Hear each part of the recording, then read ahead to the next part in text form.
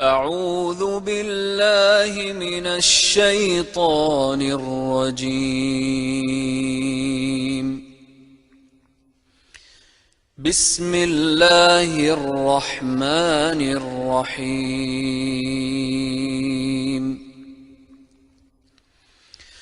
الله لا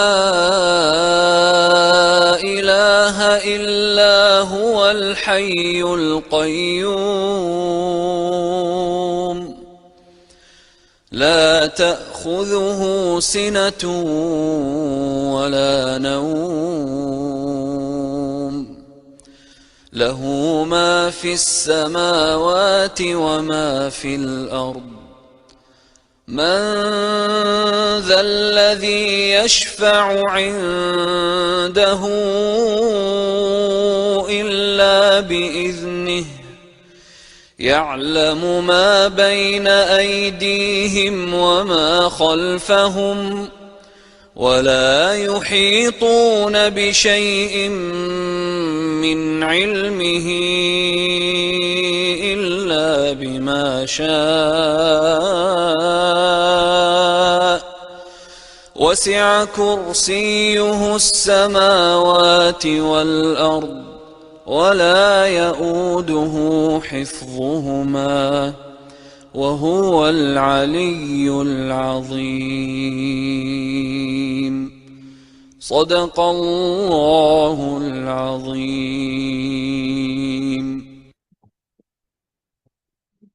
Bismillahirrahmanirrahim.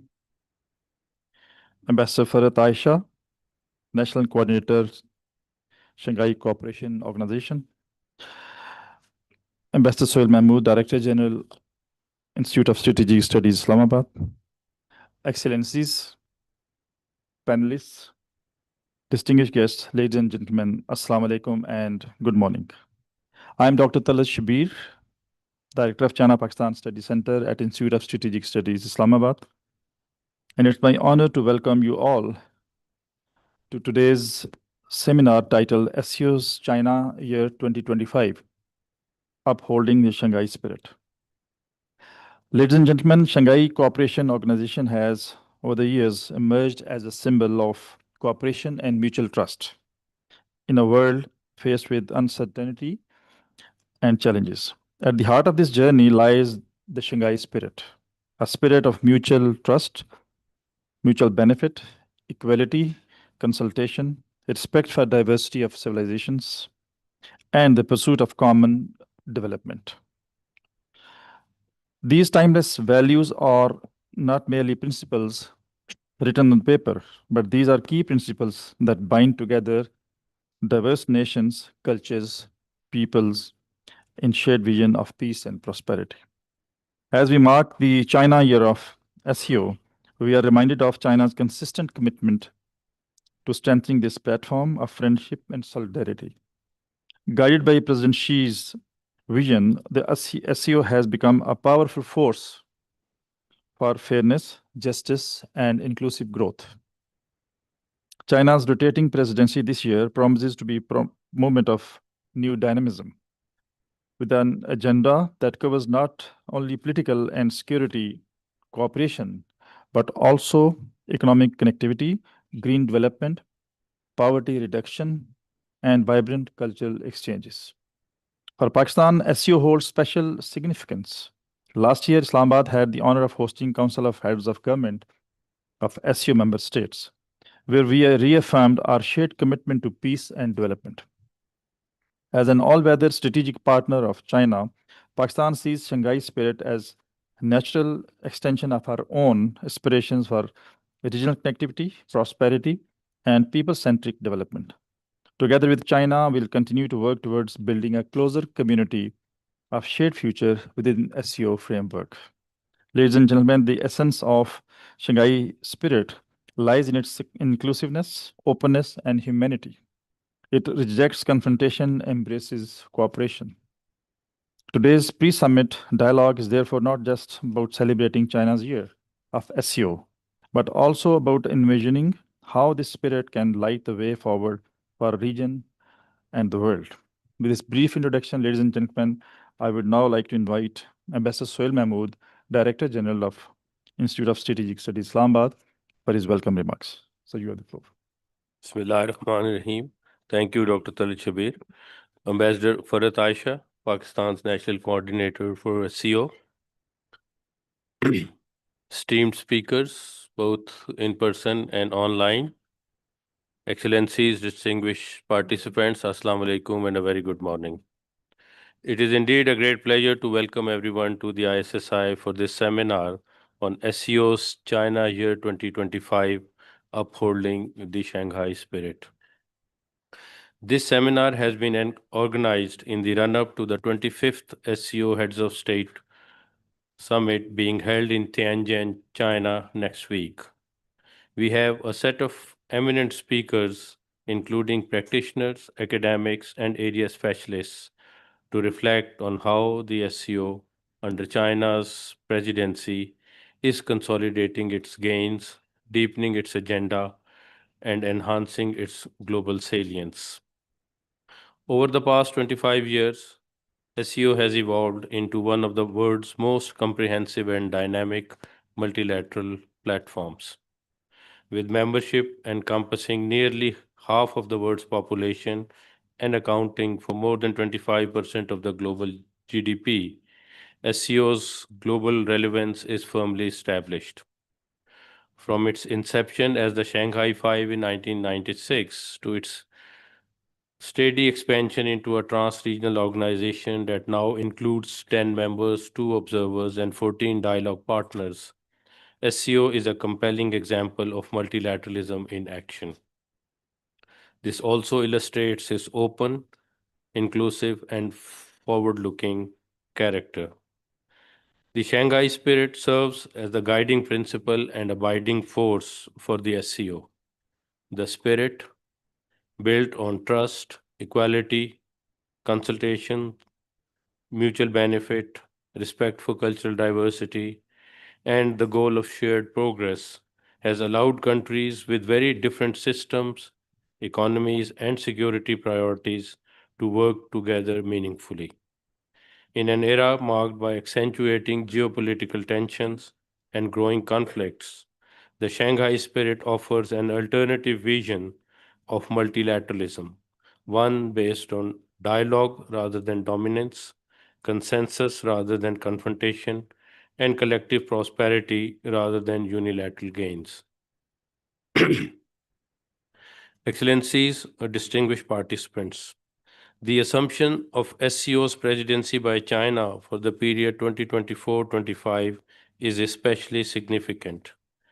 Beijing crafted a comprehensive agenda that encapsulates both continuity and innovation in the SCO's trajectory.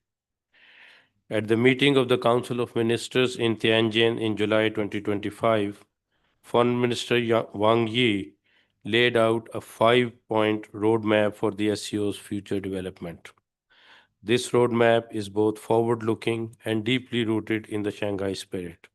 It calls, first, for carrying forward the SCO's founding mission and reinforcing solidarity among its members.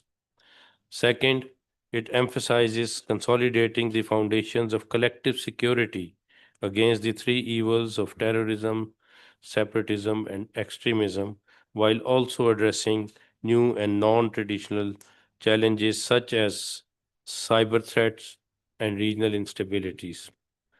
Third, it underscores the pursuit of win-win economic cooperation through trade, connectivity, industrial partnerships, digital economy, and green development. Fourth, it stresses fostering good neighborliness and building a community of shared destiny. And fifth, it calls on the SCO to uphold multilateralism, defend fairness and justice, and contribute to equitable global governance, particularly at a time when the United Nations marks the 80th anniversary of its establishment this year. China has thus set the stage for an SCO that is more cohesive, more resilient, and more responsive to the demands of a changing world order. This momentum will culminate at the 25th summit in Tianjin on 31st August to 1st September 2025, where leaders will come together to adopt the Tianjin Declaration and a long-term development strategy.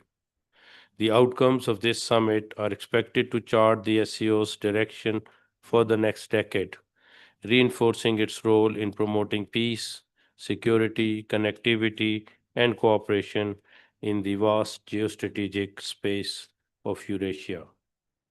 Distinguished participants, for Pakistan, SCO represents a trans-regional platform of immense value. Our membership since 2017 has enabled us to engage constructively with regional partners on issues of common concern. Pakistan has consistently underscored the need to enhance security cooperation, to counter terrorism and transnational threats, to deepen economic integration by leveraging connectivity projects such as the China Pakistan Economic Corridor, CPEC, and to expand cultural and educational exchanges that strengthen the bonds between the peoples. In particular, Pakistan has advocated for coordinated international support for Afghanistan's stability and reconstruction, an imperative for ensuring peace and prosperity across the SCO region. We are equally committed to working with China and all SCO partners to alleviate poverty and to promote inclusive development, food security, technological innovation, green energy transitions, and regional connectivity that will bring long term benefits to our societies. Pakistan's successful hosting of the SCO Council of Heads of Government meeting in 2024 showcased its constructive role in advancing this agenda. Going forward, it is also important to acknowledge the challenges that SCO faces. Major power competition, geopolitical tensions, environmental issues such as water scarcity, and intra member divergences on policy and key initiatives require sustained attention and efforts. Effectively tackling the organization's immense diversity and at times differing perspectives of member states is essential to ensure close coordination for result oriented practical cooperation. With political will and institutional innovation, the SCO can continue to evolve and deliver tangible outcomes for its members. As Pakistan's premier think tank, ISSI remains committed to supporting these endeavors through dedicated research, dialogue, and outreach. In this spirit, I am delighted to share that the upcoming issue of our Pivot magazine will be dedicated exclusively to the SCO.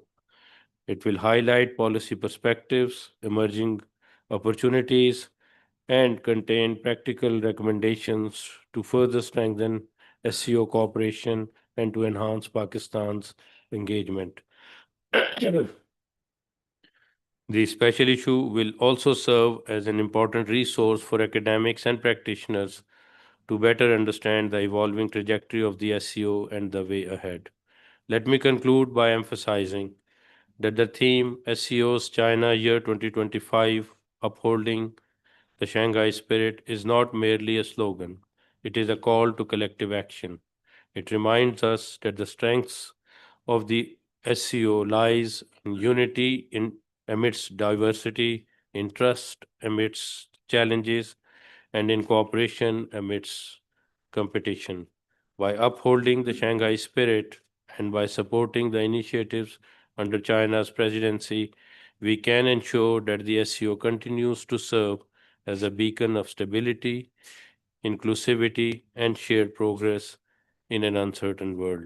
I look forward to rich contributions from our esteemed speakers and wish fruitful deliberations during the seminar. I thank you for your attention. Thank you, sir. Thank you for your welcome remarks. Ladies and gentlemen, I would now like to invite our today's keynote speaker, Ambassador Farhat Aisha. Ambassador Farhat Aisha is National Coordinator for SCO in Ministry of Foreign Affairs. Ambassador Farhat is a career diplomat with experience spanning over 2 decades, serving at Ministry of Foreign Affairs and Pakistan's mission abroad in both bilateral and multilateral arenas. Ma'am, you have the floor, please. Thank you. Bismillahirrahmanirrahim. Honorable Director General, Ambassador Suhail Mahmood, Honorable First National Coordinator of Pakistan to SCO, Ambassador Babar Amin, esteemed guests, ladies and gentlemen, Juma Mubarak and Assalamu alaikum to all of you. It gives me immense pleasure to participate in this important event focusing on SCO's China Year 2025, Upholding the Shanghai Spirit. At the outset, I would like to express my gratitude to the Director General ISSI and his team for organizing today's event very timely.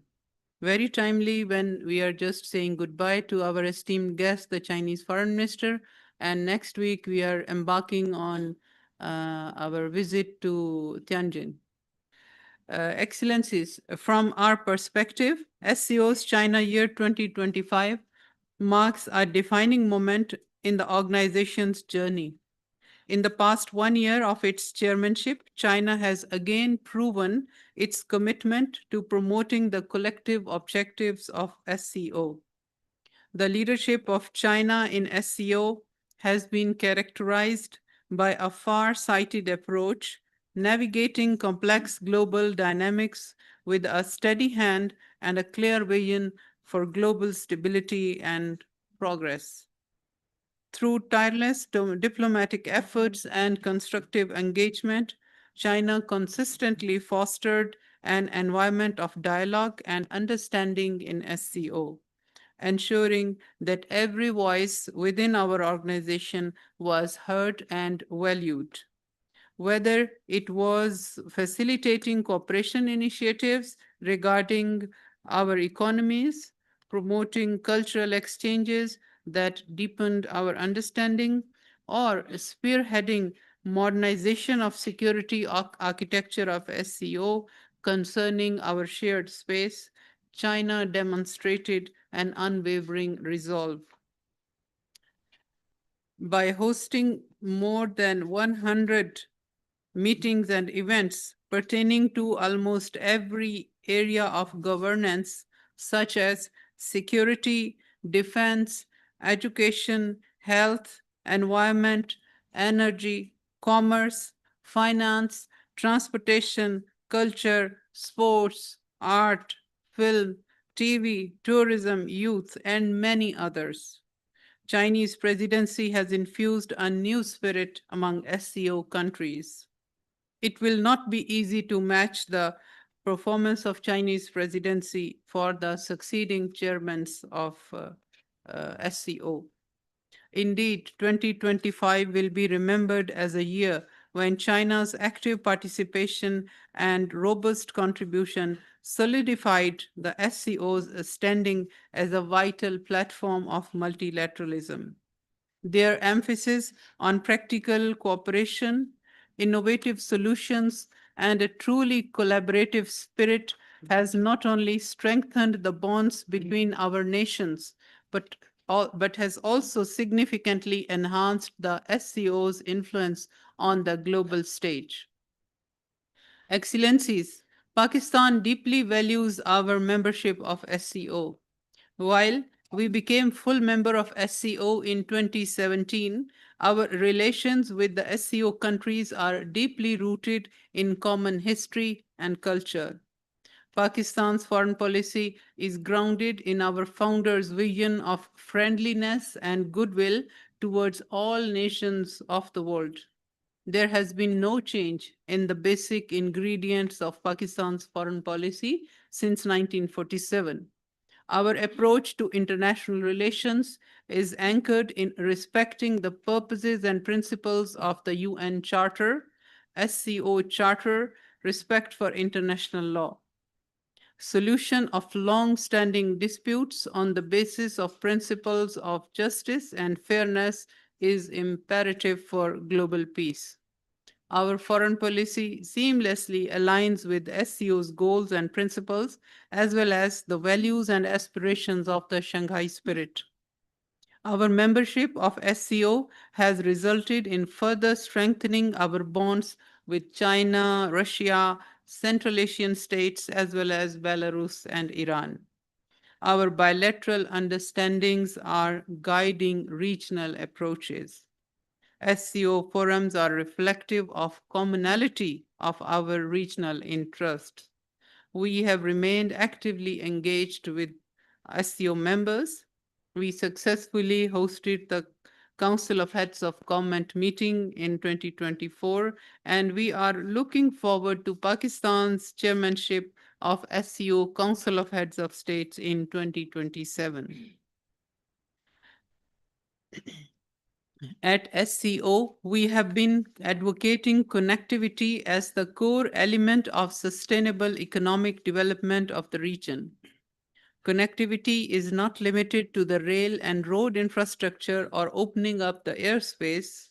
It includes trade and transit facilitation, energy corridors, B2B interactions, students and scholars exchanges, people-to-people contacts, enhancing tourism, removing barriers, promoting ethnic and religious tolerance, as well as increasing the mutual understanding of each other's cultures and civilization. Excellencies, Pakistan approaches the coming summit with a clear set of expectations to reinforce the respect for international law, UN and SCO charters. In our relations with SCO countries, we seek adherence to the Shanghai spirit of mutual trust, benefit, equality, and consultations, the principles that are increasingly vital in today's fragmented geopolitical climate. Pakistan seeks to reinforce our role as a constructive actor within the SCO by promoting coordinated counterterrorism efforts, advocating for peace in the Middle East, resolution of long-standing conflicts, stability and development in Afghanistan, and positioning Pakistan-China economic corridor at the center of regional connectivity. We aim to play diplomatic leadership and reaffirm our commitment to inclusive and forward-looking regional collaboration. Excellencies, 80 years after the end of Second World War and establishment of United Nations, geopolitical rivalries continue to challenge the world peace. Amid these security and economic recalibrations, the SCO stands as a beacon of dialogue over confrontation, cooperation over coercion, and peaceful resolution of conflicts over and peaceful resolution of disputes over conflict. China, during this presidency, China has transformed a security-oriented group into a multifaceted organization that includes trade, connectivity, cultural exchange, and sustainable development. China has focused on SCO's collaboration in crucial sectors, labeling this term as the SCO Year of Sustainable Development and introducing programs related to Global Development Initiative, including poverty reduction, climate resilience, digital economy, and connectivity. We at the SCO are working on the formulation of a summit declaration, and we call it Tianjin Declaration, and formulating a development strategy for the next 10 years till 2035 to guide the SCO's next phase of cooperation. It will be an expression of commitment of SCO member states to deepen practical cooperation in the areas of trade, economy, finance and investment, high technology, digital and green development in order to advance growth and ensure sustainable development. We are also working to outline cooperation in multilateral trading system, transport connectivity, e-commerce, AI promotion, sustainable energy, and green industry. Ladies and gentlemen, the Shanghai spirit is not merely a diplomatic concept. It is more than a diplomatic ideal. In fact, it is a reality that continues to shape the lives of people in our region and SCO family. This spirit, rooted in mutual trust, mutual benefit, equality, consultation, respect for diverse civilizations, and the pursuit of common development, found its truest expression in during this year.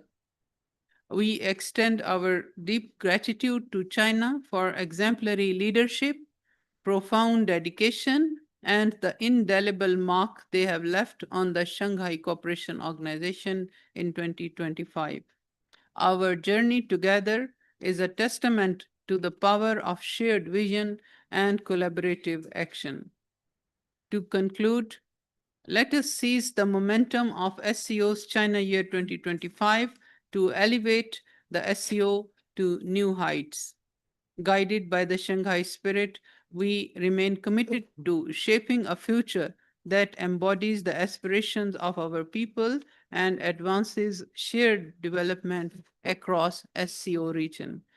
Thank you very much for your kind attention. Thank you. Thank you very much for your keynote, Ambassador Tasha. Ladies and gentlemen, now we turn to the panelists of our session today. And may I request all the panelists to restrict yourself to 10 minutes time slot. The first speaker is Ambassador Babar Amin, who was the first Pakistani National Coordinator for SCO. He has served as Pakistan's High Commissioner to Australia. Sir, you have the floor. Thank you very much. Bismillah ar-Rahman ar-Rahim. Excellencies, Director General Ambassador Sohail Mahmood, Dr. Tal Shabir, Director CPSC ISSI, honorable panelists, ladies and gentlemen.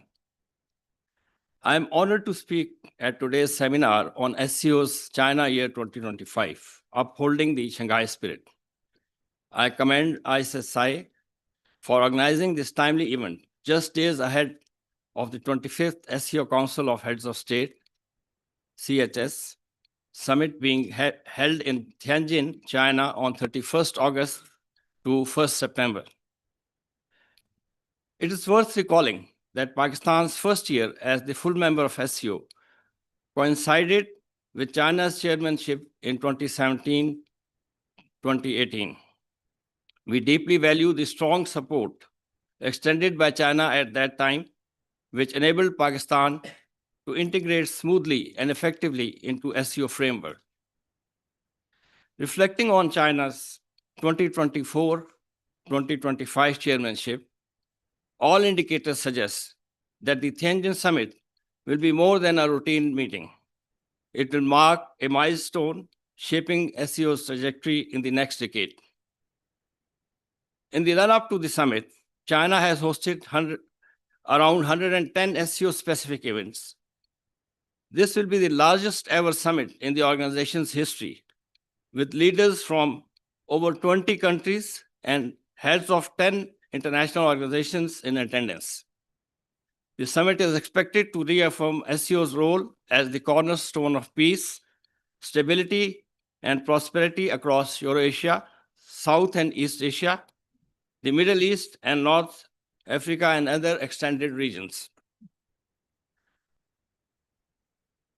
SCO's development plan unfolds on two converging tracks. First, the 5-year economic development strategy leading to the year 2030 delivers a concentrated roadmap for trade, investment, infrastructure, connectivity, and technical cooperation, establishing the tangible economic foundation for regional integration. Second, the broader 10-year comprehensive development strategy up to 2035 builds upon this by incorporating security, institutional cooperation, health resilience, cultural exchange, and global multilateral engagement, painting a strategic vision for SCO's role in shaping the next geopolitical era. Importantly, while initiatives such as Belt and Road, the Global Development, Security and Civilizational Initiative inspire SCO's thinking, especially in the areas of connectivity, sustainable development, security cooperation, and civilizational dialogue, they are not formally integrated into these strategic documents. Instead, what is being introduced are their underlying elements and values contextualized within the SCO's unique structure and multilateral ethos without direct attribution to the parent initiatives, owing to India's blocking of the consensus. Under the sub-theme of SCO Year of Sustainable Development, China advanced a wide range of cooperation initiatives aligned with the 8 priority areas of President Xi Jinping's global development initiatives, such as poverty reduction, food security, public health, financing for development, climate change, and green growth, industrialization, the digital economy, and connectivity. On the economic front, China promoted the need for greater use of national currencies in trade settlement, advanced proposals for establishing an SCO development bank and development fund, and supported connectivity projects in transport, energy, and digital economy. Efforts were also accelerated on feasibility studies for SCO-free trade zones designed to facilitate intra-SCO trade. A notable outcome was the signing of China SCO Conference on Industrial Cooperation for Sustainable Development held in Tianjin in April 2025. 18 projects worth $665 million, spanning agriculture, energy, digital technology. Significantly, many of these projects involved SCO dialogue partners, reflecting a new spirit of inclusiveness and a shift from dialogue to tangible deliverables. On 15 July 2025, following the Council of Foreign Ministers meeting in Tianjin, Chinese Foreign Minister Wang Yi outlined 5 priority areas for concrete SCO actions. These are: carry forward the Shanghai spirit by strengthening solidarity, mutual trust, and cooperation as guiding norms for international relations in these turbulent times.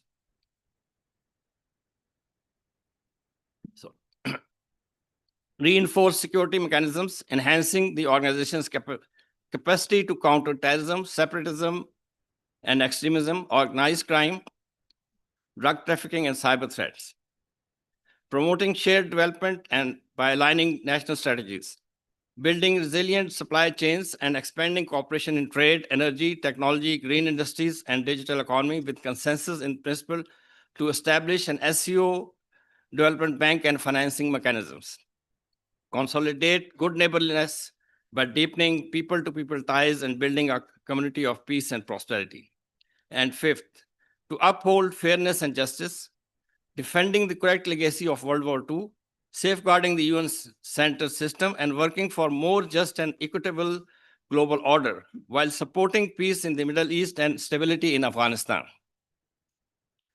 As a consequence of setting off these priorities, the ministers also agreed to accelerate the creation of 4 specialized centers, which are a Universal Security Threat Analysis and Coordination Center, an Anti-Drug Center in Dushanbe, a Cybersecurity Coordination Facility, and a Counter-Terrorism Training and Research Institute to reinforce the works of RATS, that is Regional Anti-Terror Structure. The SCO also made notable progress in digital sphere. At the 2025 ICT Ministers meeting in Karame, Xinjiang, members adopted a digital transformation plan to coordinate policies, share technologies, and develop digital infrastructures such as backbone networks and data centers.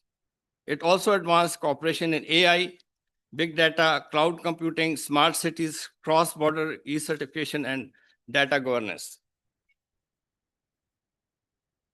Building on this, SCO Digital Economy Forum in Tianjin launched the Digital Economy Think Tank Alliance, promoted convergence on data governance and digital public goods. interoperable standards and highlighted the need for a soft connectivity through harmonized regulations on AI and data flow and digital platforms. Cultural and people-to-people exchanges also remained a hallmark of China's chairmanship. Youth programs, networking initiatives, and intellectual cooperation platforms complemented the organization's economic and security agenda, creating a more balanced and comprehensive approach. Taken together, these and many other steps elevated SCO's Council of Heads of State summits from a forum of periodic annual consultations to a truly comprehensive cooperation mechanism. The Tianjin Summit symbolizes this transformation, strengthening institutional foundation and enhancing the organization's global relevance. While momentous developments have taken during the Chinese chairmanship, yet certain primary challenges to SCO remain. The SCO has come a long way to build a legal and instrumental foundation. However, certain practical limitations are at times strong. In security, while strong framework exists against terrorism, separatism, and extremism, implementation is uneven and joint operations remain limited. Political friction also weigh heavily. India's obstruction of Pakistan's connectivity projects and reluctance to endorse collective development initiatives, strongly supported by all other members, have slowed the consensus. Western sanctions on Iran, targeting of Pakistan and its CPEC projects by TTP, BLA, and Majid Brigade from Afghanistan have severely hampered intra-SCO economic integration and security cooperation. On the economic front, dialogue has advanced, but progress on currency settlements, tariff reduction, investment protection, and avoidance of double taxation has been modest. Looking ahead, the organization must move from words to action, from framework to real security cooperation through greater intelligence sharing, capacity building, and sincerity in countering three evils. At the same time, governments must innovate. Coalition of the willing can be used in the non-contentious areas like disaster relief, humanitarian aid, climate cooperation, global political issues that are of wider interest of the members in order to avoid organizational paralysis. SCO needs to strengthen its global voice. The wide interest of countries across the region to become SCO members, observers, and dialogue partners needs to be carefully and prudently used to enhance the organization's footprint and influence. Internally, soft mechanisms for dispute resolution and a coordinated media approach can help manage differences discreetly and present unity. In short, SCO's foundations are solid, but the next stage requires practical cooperation, deeper economic integration, flexible decision-making, and a stronger, more confidential global role. In conclusion, China's chairmanship advanced SCO's collective aims by reinforcing security cooperation, deepening economic and digital initiatives, as well as expanding cultural connectivity. Unlike the exclusive Cold War-style blocs such as NATO, Quad, and AUKUS, SCO's openness and focus on non-traditional security makes it a more constructive and influential actor in the international community. Looking ahead, 2026-27 will mark Pakistan's turn to assume SCO's rotatory Council of Heads of State chairmanship.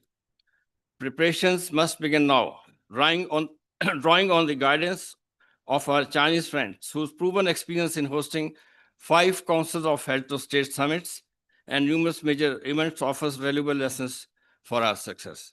Thank you very much. Thank you, Ambassador Babar Amin, who was the first national coordinator at SCO. Now I would invite Dr. Ma Bin. I hope Dr. Ma is online. Yes. Dr. Bin is currently Associate Professor at Center for Russian and Central Asian Studies, Fudan University, China. His research expertise includes SCO, Central Asian politics, and diplomacy. Dr. Bin, you have the floor. Yeah, thank you very much, and thank you. You invited me to take part in this institute, especially in this time because China will hold the new SCO summit this year in Tianjin as our former speaker said, the Tianjin summit will be the new cornerstone of the SCO development, especially considering the nowadays geopolitical situations in the world. We know there are lots of geopolitical conflicts in the world, in the different regions, and some of the regions covered by the SCO. And we know, especially this year, this situation seems like became more serious, and all of those situations will be the big challenge for the SCO, because we know there are lots of critics or a lot of judgment about SCO's efficiency and SCO's function for the security and the regional stability. And today's topic is about the SCO spirit, and this kind of think it is one of the key topics for nowadays international community. The first, as we mentioned, the geopolitical competition, geopolitical conflict, and also there's a lot of the economic conflicts, no matter between China and US, and the US and some other countries. Almost most of the world's biggest economic entities, all of those countries, all of those entities faced the geopolitical issues, the economic conflicts. So this is the new era or new situation of the SCO development. In considering all of those situations, the new SCO spirit, I think, is time to pursue the SCO spirit in this era. For this, considering this background, I think there are three parts of the things we have to take into consideration. The first is about the enlargement of the SCO efficiency. We know there's a lot of discussion about the 3 times SCO enlargement, and for the first enlargement of SCO, we have Pakistan and India, and at the same time, there's also a lot of discussions about the regional conflicts was brought into the SCO. I think this is maybe is not the very exact judgment, because it's not to bring the regional conflict into the SCO. It's about the member states' own policy toward the SCO, especially when we think about this year, when we think about this year's SCO summit, when China are preparing the Tianjin summit, there are some of the topics or some of the issues caused by the maybe some member state, their attitude or their policy seems like they wanted to use the SCO as a leverage for the geopolitical competition or geopolitical conflicts. I think that's why I said it's not about the enlargement of the SCO, it's about the policies of the one government of the member states. And the second part of the SCO, I think, is about the economic cooperation of the SCO, because of the past 2 decades economic cooperation of the SCO seems like not as good as many of observers think. Even there's a lot of discussion about how many corporations of the SCO has made in past years. But if we look at those projects in the past 2 decades, we can see that the SCO is one of the important platform for the member states' economic cooperation, but they are not the main channel or main methods for the member states to improve their cooperation with the other member states. Usually, the SCO member states cooperation in the economic fields through the bilateral way or the minilateral way, is not through the whole SCO platform to do those corporations. And especially we can see the CPEC, China-Pakistan Economic Corridor, is not initiated by the SCO. Is China and Pakistan's important or one of the most priority corporations in the past 10 years. At the same time, we can also see the China and Central Asia's economic cooperation.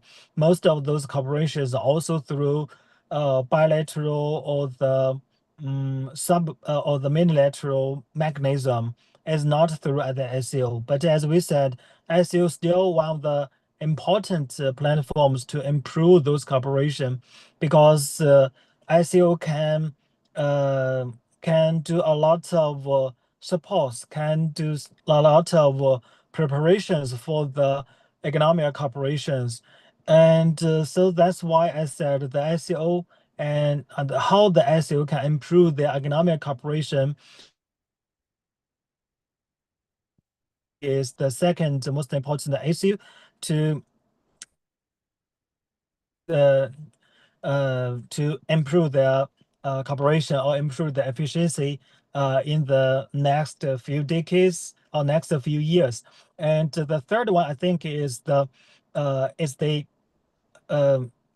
people-to-people bond or the people-to-people exchange program, because for many years the SCO and some of the SCO member states, their cooperation mainly they are mainly about the security issues, about the strategic issues, sometimes about the economic issues. But for the people-to-people bond, especially for the youth cooperation thing, for the youth cooperation fields, I think these are the third path, especially as I said, especially for the youth cooperation, is the third part of the SCO should considering about and should put it into the first priority to do in the future. Because when we talk about China, when we talk about I think also Pakistan and some other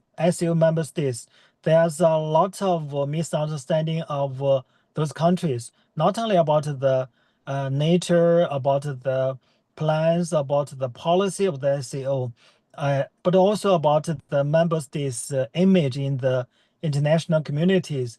When we look at the West media's image about the China, about the Pakistan, or about some other SCO member states, we can see there are a lot of misunderstanding and misjudgment about SCO and the SCO member states. I think all of those things can lead to a lot of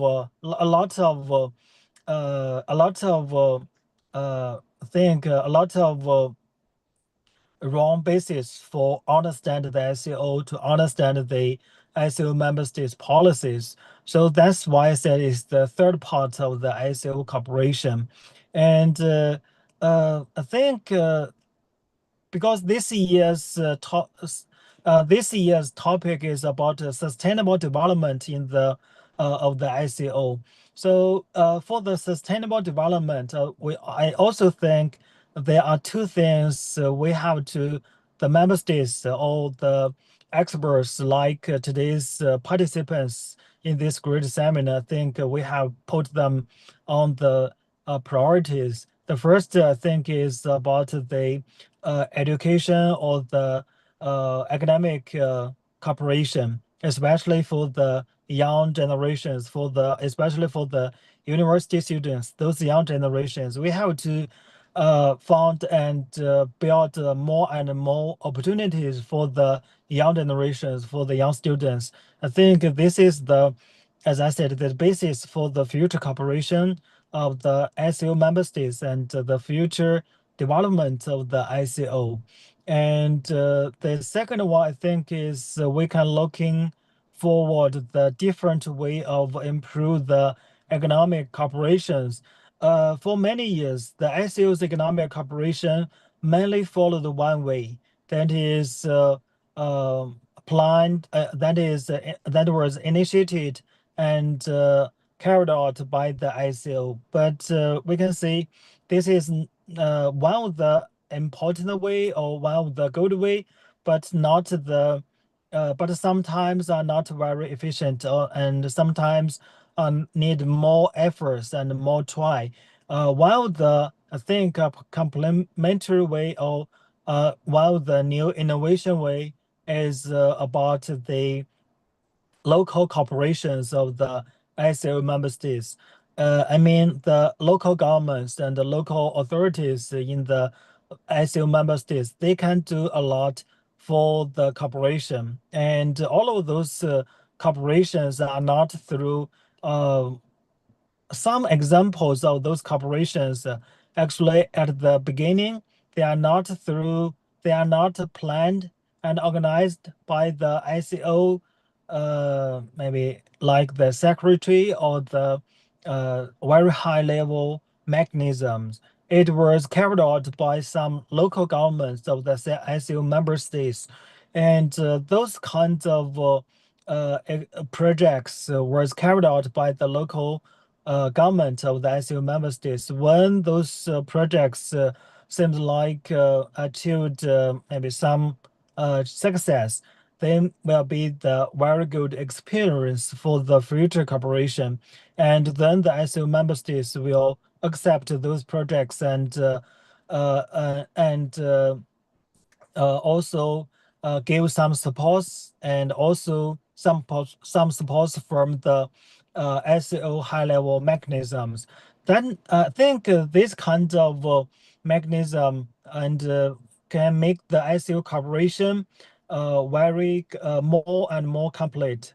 The first way we mentioned, like from the top level to the lower level, and the second way I mentioned, I give the example like from the local level to the high level. I think these two directions of the cooperation for the SEO are very important for the future SEO economic cooperation.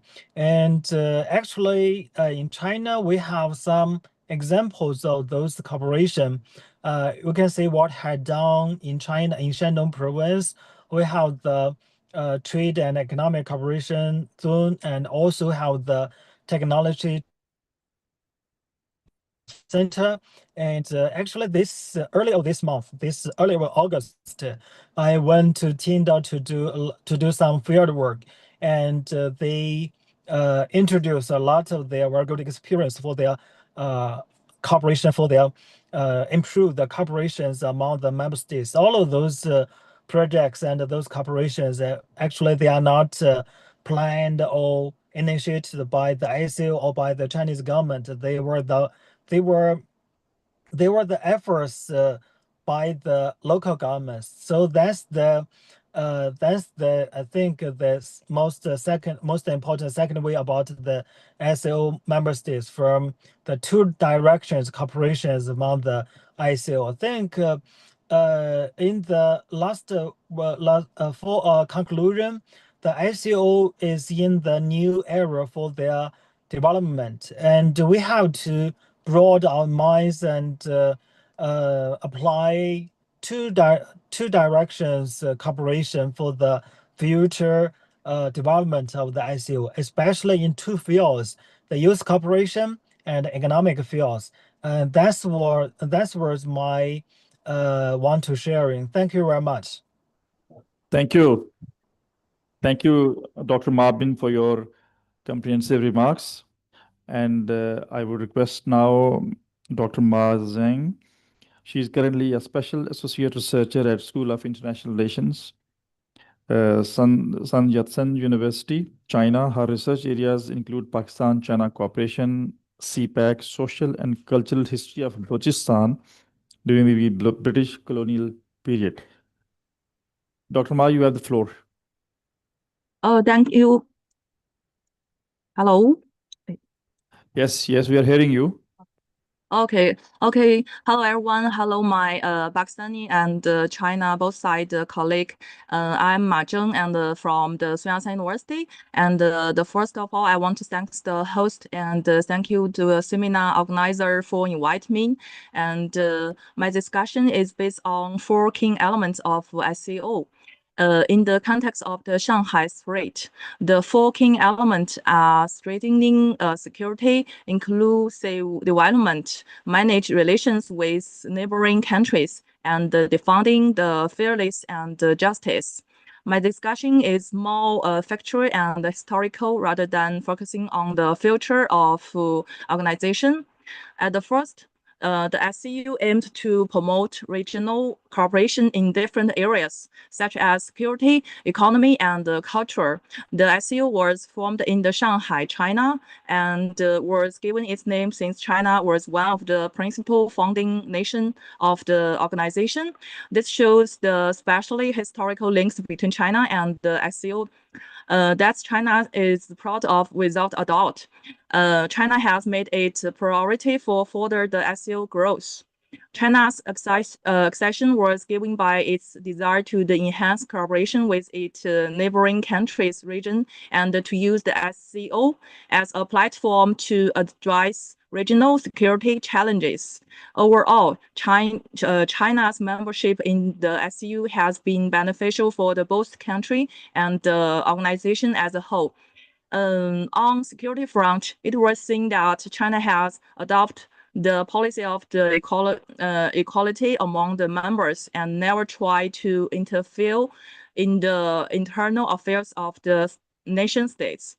In April 2014, President Xi officially proposed the overall national security outlook, emphasizing the need to value both national and common security to build a community with the shared future.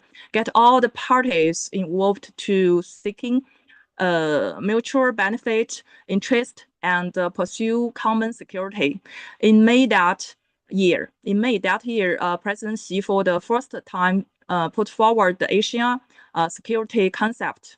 One cannot live in the 21st century with the updated thinking from the age of the Cold War and the mindset of the zero-sum games.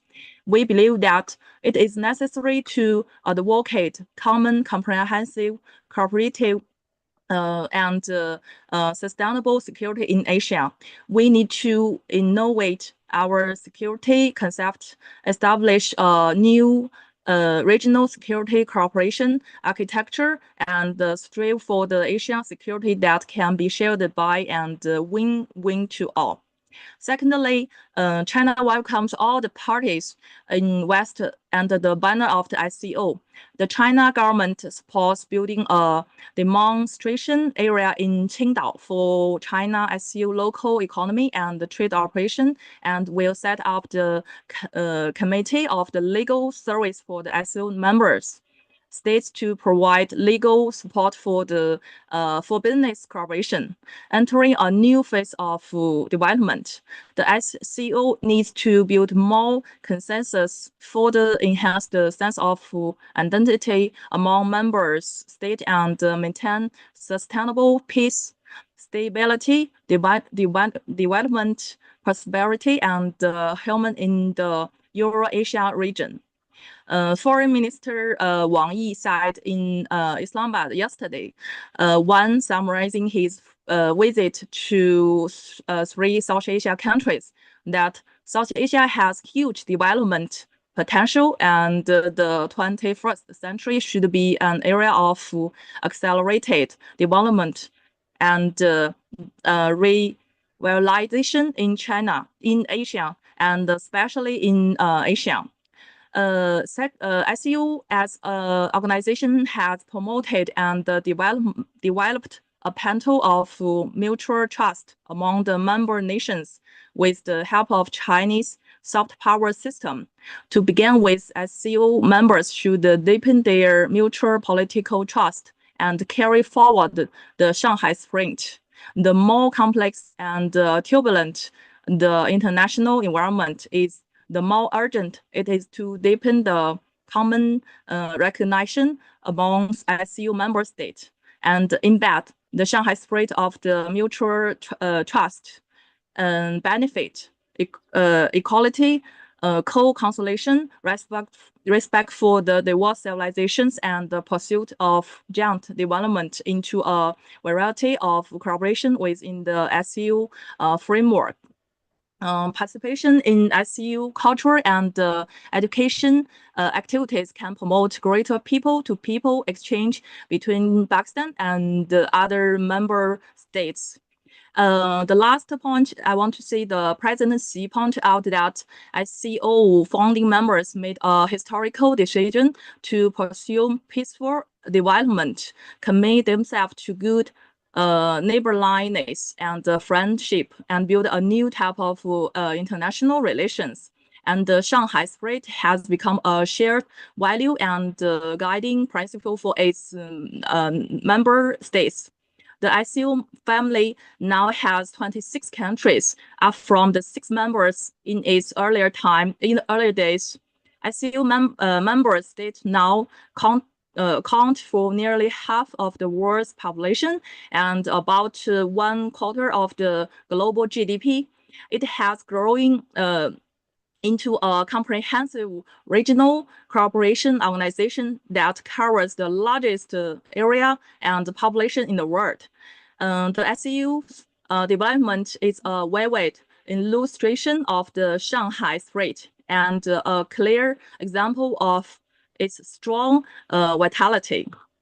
President Xi stressed that the fundamental reason that SCO has been able to withstand the test of the changing international landscape lie in the fact that the SCO members had remained committed to find traditional of solidarity and coordination, adhered to the principle of the equality and mutual benefit in cooperation, uphold the value of the fairness and justice, and the state both mandate and inclusive and embraced mutual learning as the world is faced with the accelerating changes and seen in the century.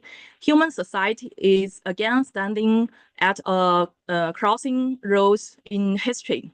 It is crucial important to the world that SCO stands on the right side of the history and on the side of fairness and justice.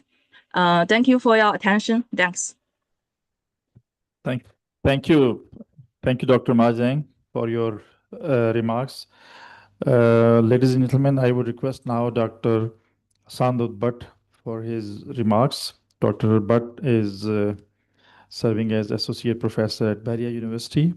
He is former CEO, KP, Board of Investment, and has served as first Project Director of CPEC.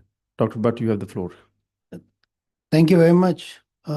Thank you, Ambassador Suhail, DG ISSI. It's good to see Ambassador Hashmi amongst us. Welcome and congratulations of good visit of Mr. Wangi, Ambassador Farhat Aisha, Talat, Ambassador Babar. Ladies and gentlemen, I think we gathered today at a moment of profound vulnerability. The global order is being tested by fragmentation, inequality, climate change, I would call it climate disruption, and economic fragility. Supply chain shocks, natural disaster, and social polarization have eroded confidence in globalization. Yet, as history has taught us, times of vulnerability are also times of opportunity to reimagine cooperation, rebuild trust, design resilient frameworks for future generation, and hence from globalization perspective to a globalization perspective, where local economies, local economic conditions support each other for our greater good. The international system, ladies and gentlemen, is undergoing profound transformational changes and traditional alliances and rigid blocks are giving way to dynamic multipolarity.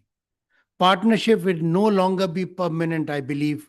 Alignments will shift depending on issues. This is not a threat unless we insist on seeing the world through a zero-sum lens, and my colleague highlighted about that. In this new reality, ladies and gentlemen, strategic flexibility is not disloyalty. It is the only way to sustain resilient partnership.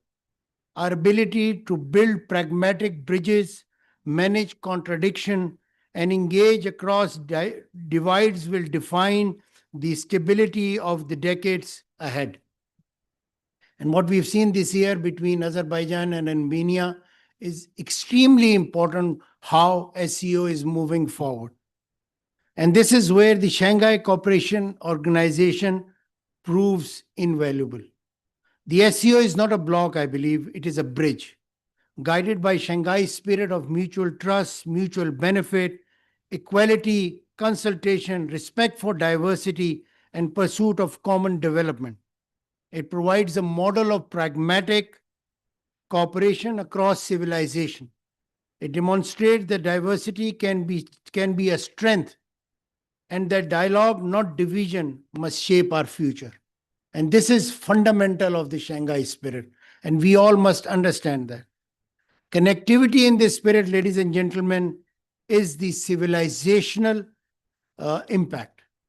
Landlocked and doubly landlocked countries in Central Asia stand to benefit most from regional connectivity promoted through SCO, Belt and Road Initiative, and several other initiatives that are in pipeline.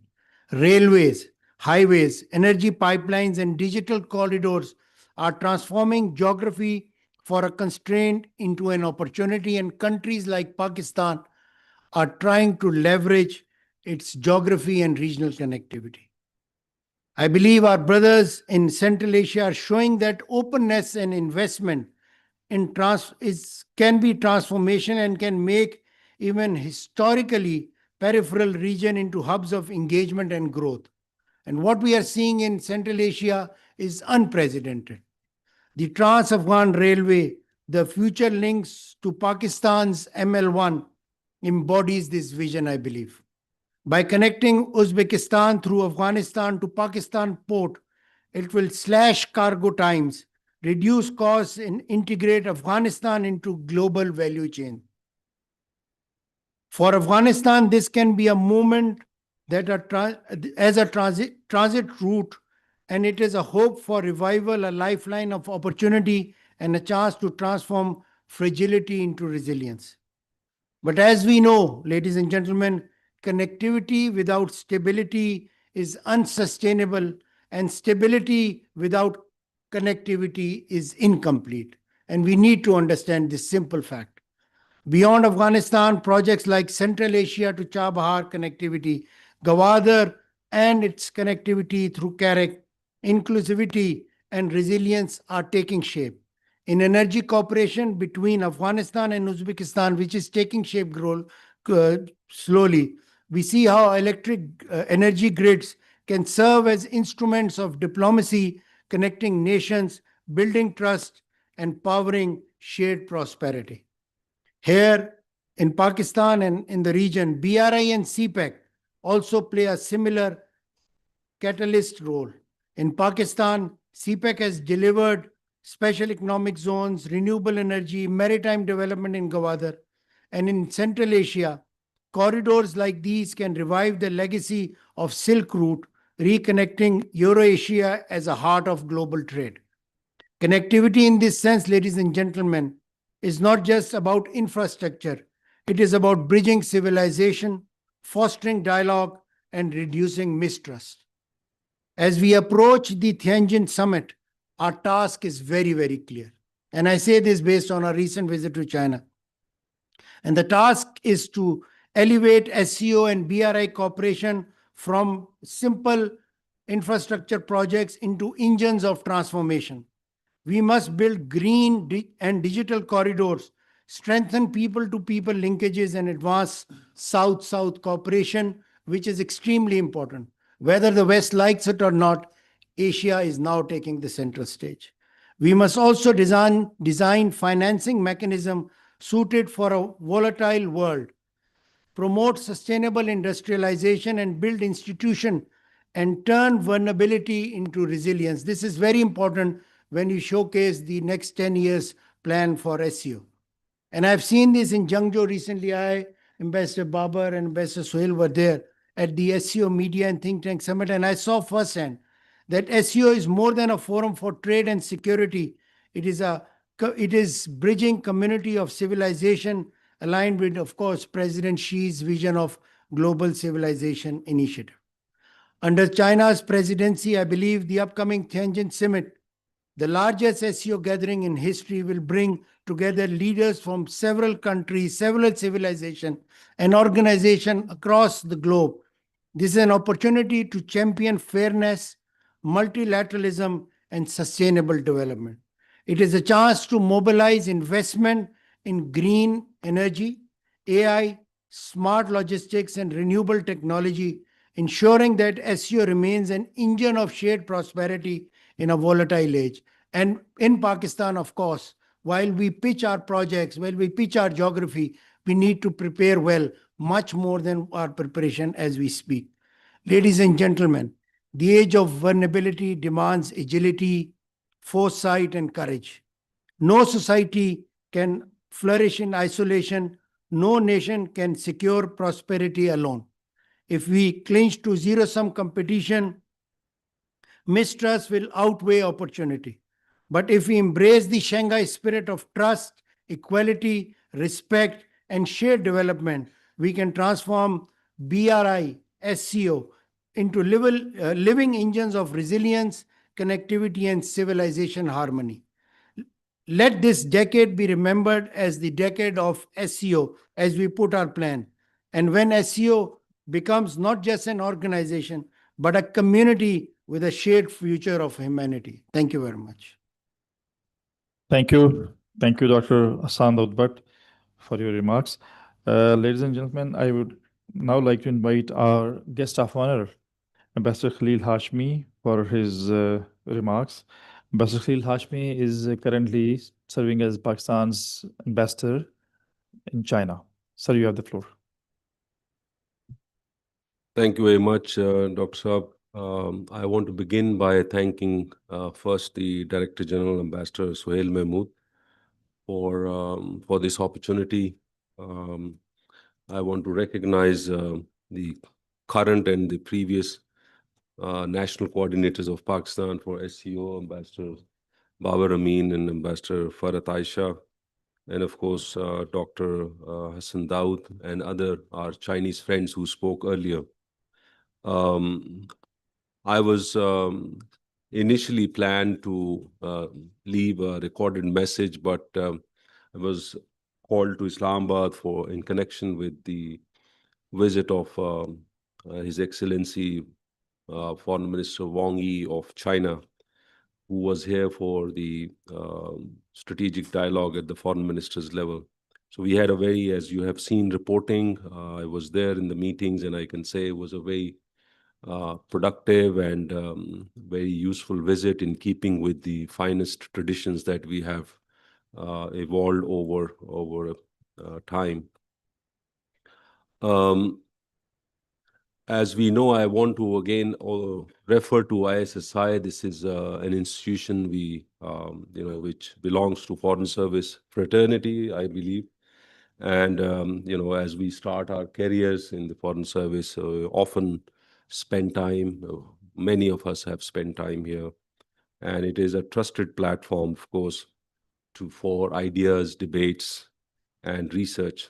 And as we can see today, it connects policymakers, the wider public, the media, and scholars, and in ways that our foreign policy making process gets enriched, and our conversations and our policy responses feel, they are more grounded.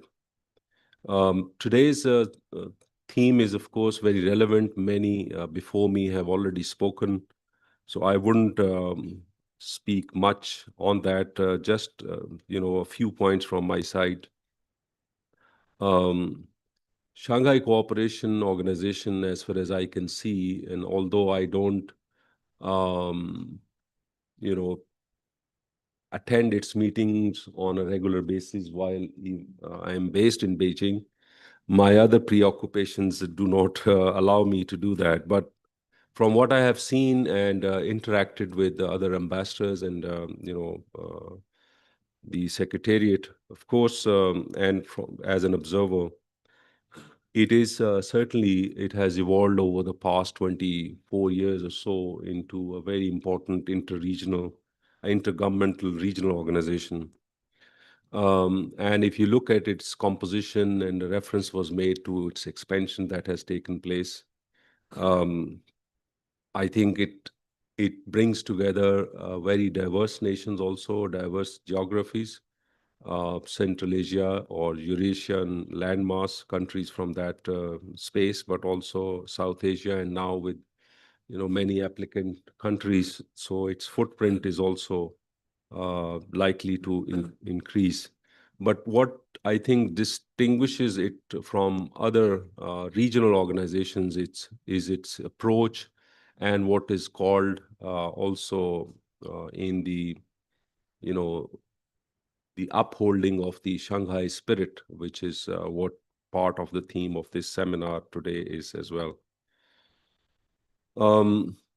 China's leadership of the SCO this year and previously as well, I think every time China is in 2018 and this year, I have seen it and felt it, because we had to receive several ministers and several participants from Pakistan. So it has injected every time China does, organize or assumes presidency of organizations, it injects fresh impetus and energy. And also, I think even more importantly, it gives a new direction to some of the priorities that a particular platform or a regional or international organization has for. So in the context of SCO, for example, President Xi Jinping, if we look at the guidance that the Chinese leadership, in particular President Xi Jinping, has given, the organization has sharpened its focus on a couple of things. Of course, many of these things are in play for several years, but with Chinese presidency sharpening its focus, for example, on different forms of regional cooperation, connectivity, digital transformation, and green development. These are all areas where China has demonstrated domestically, but also internationally through various interventions, that it has both the capacity and the will to make a difference at scale, various dimensions of what we broadly call development. Secondly, I think President Xi's vision of a community of shared future for mankind, it also finds a clear expression in SCO's work. And it is this vision that has enabled the organization to become more than just a group of member states. It has evolved the organization has evolved into a platform where people and member states, officials, and other representatives, they find common space and common ground, despite the differences that, of course, also exist. In a few days, less than 10 days, the summit will take place in Tianjin. And this summit will again, like previous ones, but will also provide an opportunity to reflect on what has been achieved, what the plans are. And I'm sure, I was not here, but I'm sure Ambassador Farhat Aisha has already spoken about those areas. In terms of a progress report and also in terms of a roadmap for future, as far as the SCO is concerned. And Pakistan has played an important and very constructive role in advancing these deliberations and plans, the current plans and also the plans for the future development of not just the organization, but also the people who belong to the various member states. Um, I think if we look at what is the salience or significance of SCO for Pakistan, it is very clear. That it not only provides a platform, like for others, it provides a platform for member states, and even non-member states when they're invited as special guests to connect and also to meet. But I think also the organization and its different high-level meetings provide spaces, and the organization in many ways acts as a bridge builder and also a consensus maker. And these meetings, like in Tianjin, they are also a reminder that dialogue is always better than confrontation. Our expectations from the SCO platform are also very clear and straightforward. Pakistan wants this organization or this platform to be used to promote regional cooperation, connectivity, but also on the security piece of the agenda that is on the that the organization pursues. Of course, we want effective counterterrorism and strategies to counter extremism.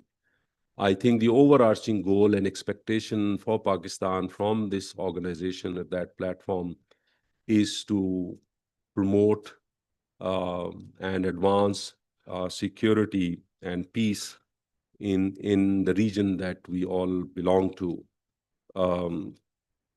We also want to see the development agenda advanced through this organization, which is different pieces Dr. Hassan Daud has spoken and other speakers have also spoken about, which is connectivity, trade, and people-to-people exchanges.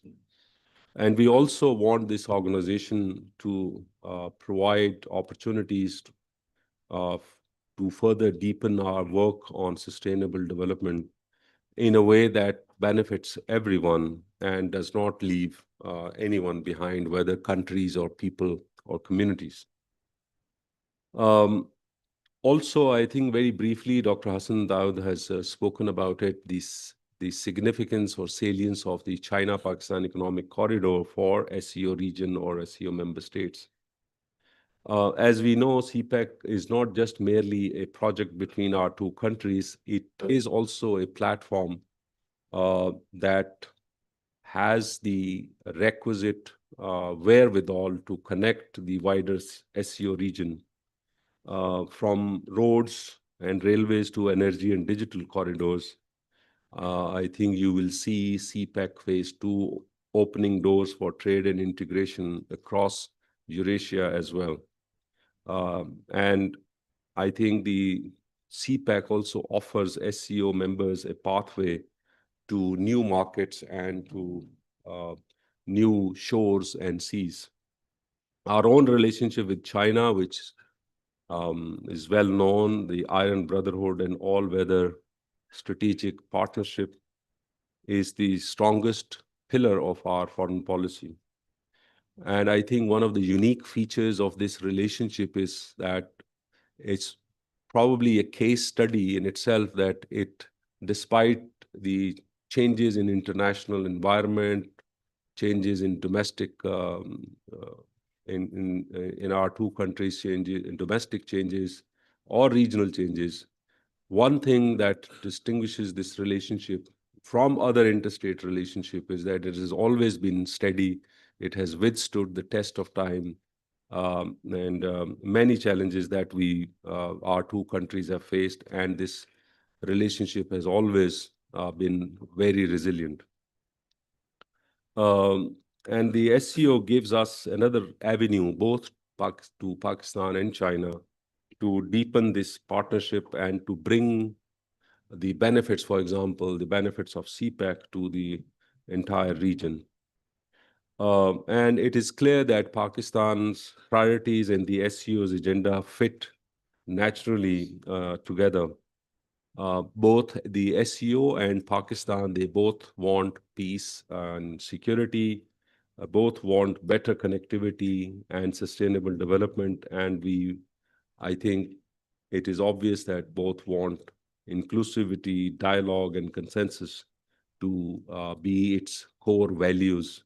And that is why Pakistan sees the SCO as a useful platform. Finally, I think the SCO has proven its value as a community of cooperation and shared aspirations. Under President Xi's leadership, the organization has gained new relevance and direction. The Tianjin Summit will give us a chance to renew our collective commitment, and I have every confidence that we will see more concrete new areas which China would promote. For example, previously speakers referred to the Shanghai, the SCO demonstration area in Qingdao. I have seen the other focus on agriculture. There is a Yangling agriculture demonstration area in Xi'an province. And I wouldn't be surprised that China launches another big initiative. Most likely, my hunch is it would be on the technology side. This is my estimation, and we'll see probably on 1st of September when the speeches are made and announcements are made. So for Pakistan, it's our engagement in the SCO is not just diplomacy, it is a way and a vehicle to advance our own vision and efforts for regional peace, prosperity, and connectivity. And this is a vision that we share with China and our SCO partners.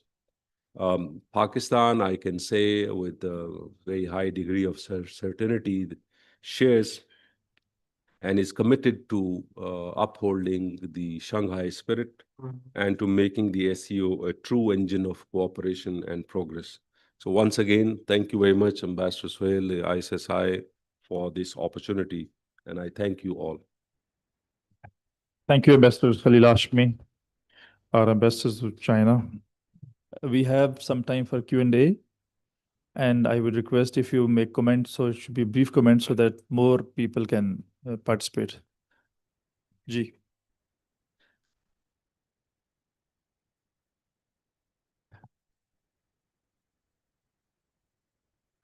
Mic de dein. Assalamu alaikum. My name is Shafqat Rasool. I am PhD Scholar of International Relation. So I think SCO is the most dominant Chinese weakness bloc, and we don't achieve biggest milestone like hyper created about the SCO. My question here, despite all weaknesses of SCO, my question is that what role will other member states play in shaping the SCO agenda, given Chinese dominant position in this bloc? Thank you. We can take 3 questions in a set. Gilani. Thank you very much, Dr. My question is to Ambassador Khalil, and I'm Hassan Gilani, sir, from Pakistan Television. This next SCO summit is coming on the heels of China and India trying to revive their frosty relations. While that may augur well for regional development and stability and prosperity, I would like to pick your brain on how does Pakistan interpret this engagement, this fresh engagement between India and China in the context of the current regional situation? Thank you. Thank you so much. Sir, me is Dr. Azad Helali, ex-dean and chairman, Department of Political Science, University of Peshawar. Sir, I have 3 very smart and little questions. First of all, to Ambassador Saab in China. Sir, my question is directly to you. Recently, just 3 days before, Jaishankar visited China, and what is the more thrilling and challenging word which they use, Indian media, that China and India both has created very good partnership. So, me as a Pakistani is not feeling comfortable with this word of the partnership, particularly after the recently decline of the Operation Sindoor, and cooperation between China and Pakistan is underlined, remarkable, very outstanding. So why this word has come out after the visit Jay Shankar and China, whatsoever is going on? So what is the outcome of that? And the next question is based on Madam Farat and Babar Saab. Sir, you very interestingly and excitedly elaborate the spirit of SCO, each and everything, its agenda, its manifestation. So, but what is the level of success? It's like a theoretical angle, what you people have described. So how much they mean economically, culturally, socially, that mean achieved SEO in general, because we are looking collectively might be have less success as compared to the individual. But sir, my question is to you. You talk about Mao's idea of South-South cooperation, which Mao has given in the 50s.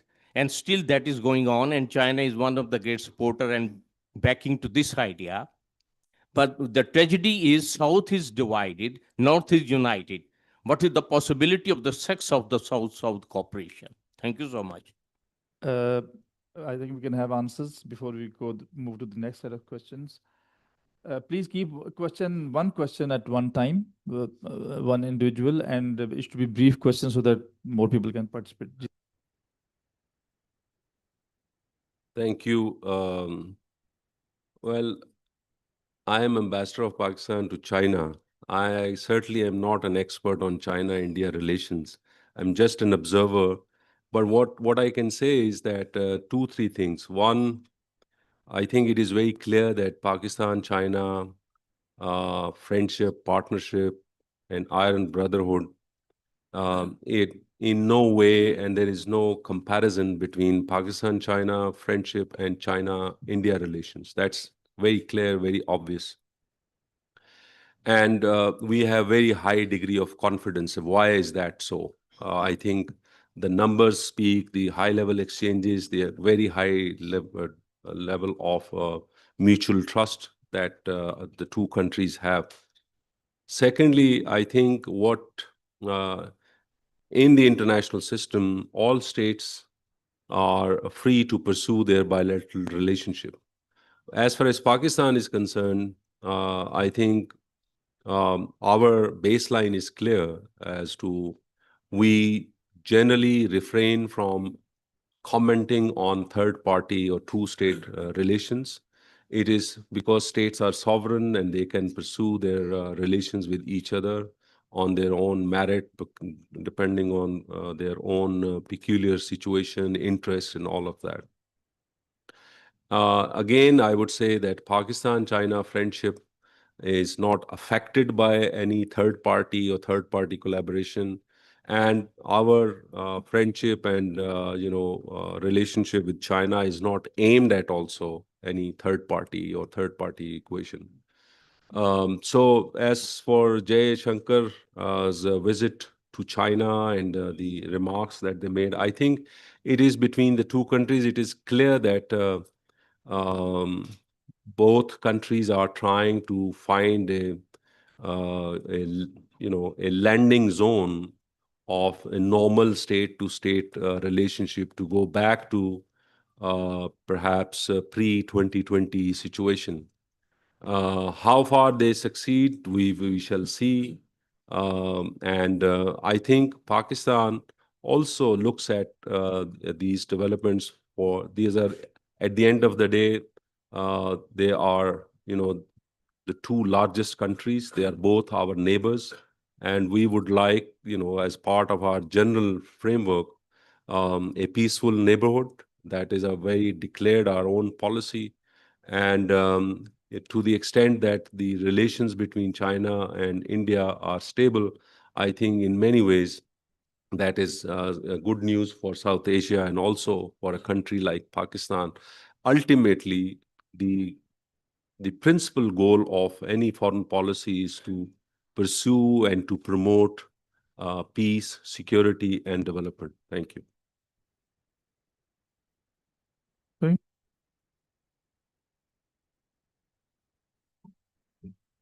Well, thank you very much. First of all, I'd just like to briefly touch upon the question regarding detente between India and China. I think we should feel confident about ourselves and our relationship with China, because it has, like Mr. Khalil earlier said, has withstood the test of time.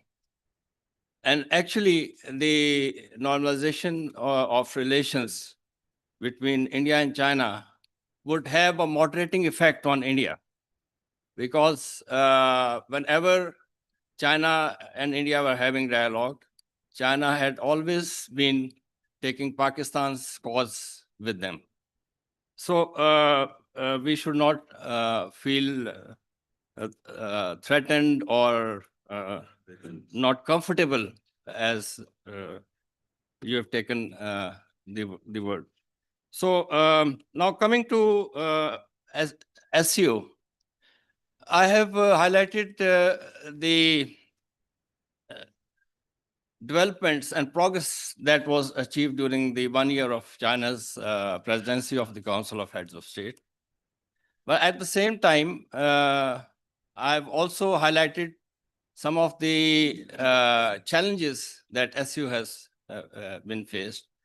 So whenever there's an international organization, or even there are bilateral relations, there are always challenges and pitfalls. There are always pluses and there are always minuses.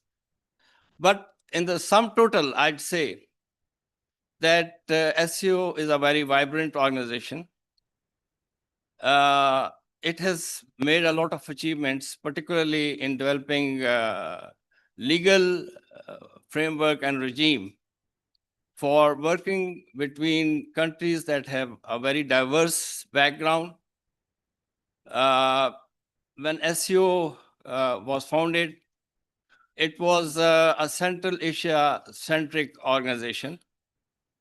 Although two major powers, also members of Security Council, Russia and China, dominated, but that is not by any coercion or by force, but because they have more capacity to contribute. And it is wrong to say that, it is a China-dominated, like the first gentleman, Mr. Shafkat Rasool, said that it's a China-dominated organization. What is there for us and for other countries? SCO does not put any limitation on contribution by any country, but actually each country contributes according to its capacity. And this is a very important inclusive element of SCO, and the Shanghai spirit is all about it. So in the end, I'd say that SCO is there for a long haul. It is not a traditional organization where, a lot of emphasis is made on media presence. Slowly, SCO is evolving. Now it is taking more interest in global issues. You've seen recently there were SCO statements unprecedented, like on Palestine or Gaza, on Iranian situation. So these are new trends that we see in SCO, and it is an evolving format. And Pakistan has certainly got a very strong interest in SCO, not only for security, economic, but also traditionally we are very well aligned with the SCO countries. It has helped us improve our relations with countries of the regions, particularly with Russian Federation is a case in point.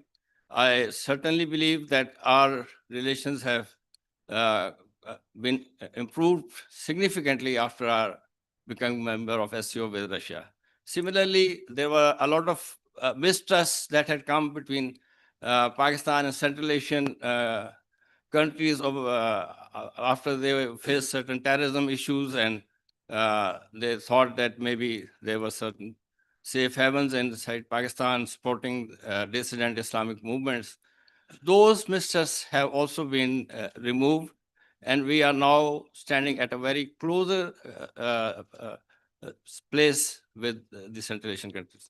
And as SCO spreads to Southeast Asia, to Middle East and North Africa, it will become a more substantive organization. Thank you. Thank you, sir. Maybe you would like to add something? Thank you very much, sir, Sir Babar, for helping me in answering this question. My thought is almost on the same lines. With regard to the few words about dominance of China and then the successes and achievements of SCO. I would say that the SCO is just 24 years old organization. It's comparatively new organization. So if we examine its journey, starting with 4 countries, then 5 countries, today 10 countries are its members, and more than a dozen countries are in the line who want to join this organization in one capacity or the other. And these countries are not belonging to Central Asia. These countries are from the Gulf, the Middle East, Southeast Asia, Africa, and even some applications are coming from beyond these regions, from very far. So countries are coming together to this platform that shows that there is some attraction and there is some political strength to this organization. And you will find, you will know some decisions about expansion of this organization in the upcoming summit. I think this is a political strength of this organization. Then the Shanghai spirit guides us that all countries are equal. There is no dominance of one country over the other.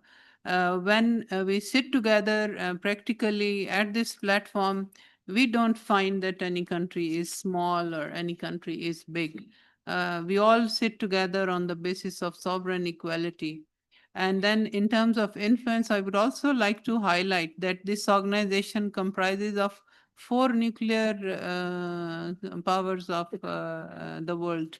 More than 25% of the world population, a big, full of rich mineral resources. Currently, 3 members of the UN Security Council are sitting in this organization, including 2 permanent and 1 non-permanent member. So we can't say that this organization is weak or so. The biggest advantage is it gives us an access and a platform to build partnerships with Central Asian countries. And even we sit together with India, where we have difficult relationship, but at this platform, we sit together and we talk and then we agree. So everything that comes as an agreement that has endorsement of all. So that shows the political maturity of this organization. Coming to the economic, in my presentation, I also outlined a number of initiatives. So the work has been underway in terms of sustainable development, multilateral trade system, cooperation in AI, e-commerce, and these are, I would say, small steps such as commitment on establishing some alliance, some joint scientific research, joint laboratories. So when we are making commitments, so then it opens up the doors of partnership for us. Then comes the question of variety of capacity of different countries. when we have a menu available, we pick and choose according to our national priorities. So the SCO provides us a platform and a menu, and we can see which of this is more important for us, and then we start working on it. And I just mentioned earlier that connectivity is something which is very close to our policies at this organization. I think I have said enough to defend the SCO, so thank you. Thank you, ma'am. The next set of questions, I just brief question. just answer the question on South-South. I think Haji, please. जी आपने भी इसी context नहीं आप कर ले Asan. Yeah, I think the numbers are proving the fact that the scope opportunity is there, because in the last 1 decade, I think the trade cooperation between South-South countries has actually doubled from 2.3 trillion to over 5.67 trillion. So that's a clear demonstration. And I think the reason for this unity, and one of the example is China-ASEAN trade. The China-ASEAN, despite some regional conflicts within the countries. Of course, in further South Asia, the bitter politics, which is limiting trade. Despite that fact, the overall numbers are increasing. And I think going forward, it will increase further because of 3 mutual things. Number 1 is the mutual challenges, including poverty, including climate change. So this will bring regional countries more closer. And the way that the West is behaving in terms of its protectionist approach, and Asia is opening up and centered by China, China being the center of gravity and perhaps the hub of technology expansion of the future. I think China with central position will further cement the South-South cooperation. The challenge of separatism in few areas, terrorism, I think all of this is bringing South-South so more closer. And now, thanks to the Western protectionist approach, this is further helping.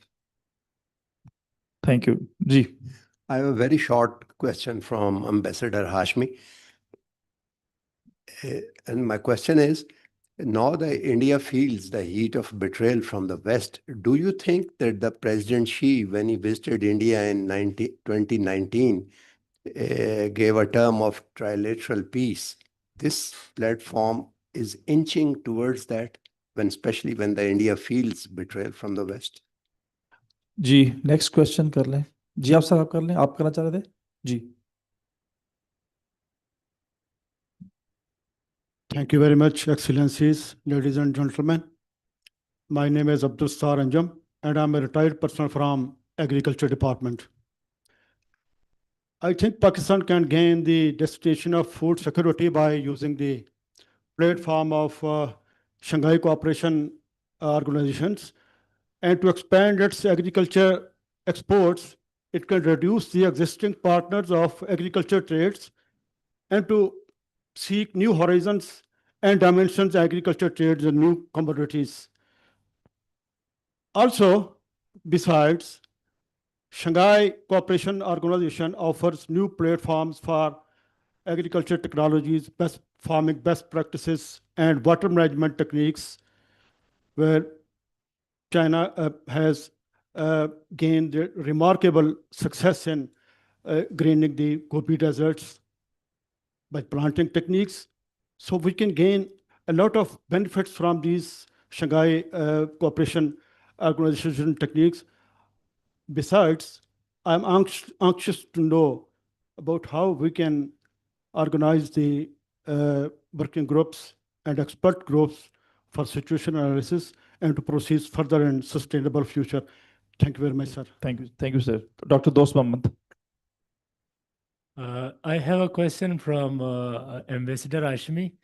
While discussion, Bhatt Sahab has discussed about civilizational connectivity. So Pakistan is the only country in the world that is having 2 civilizations at the same time, like Indus Valley civilization and Gandhara civilization.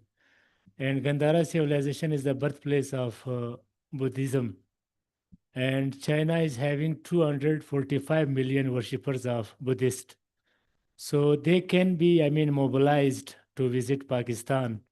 So what steps have been taken, or what steps are supposed to be taken to, I mean, convince or mobilize the SCO members to untap the civilizational potentials of Pakistan? Thank you so much. We can have a question from Zamir Asadi, and then we can turn to the panel. Ji, mic de de.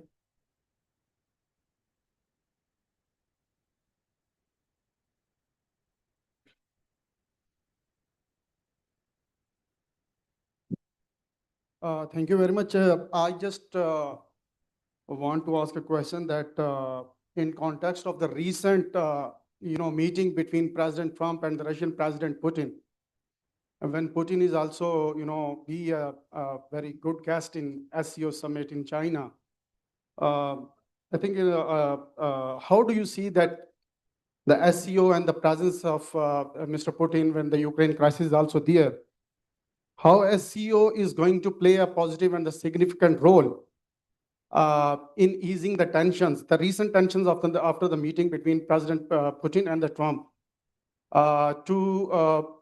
to end up a crisis between Ukraine and Russia?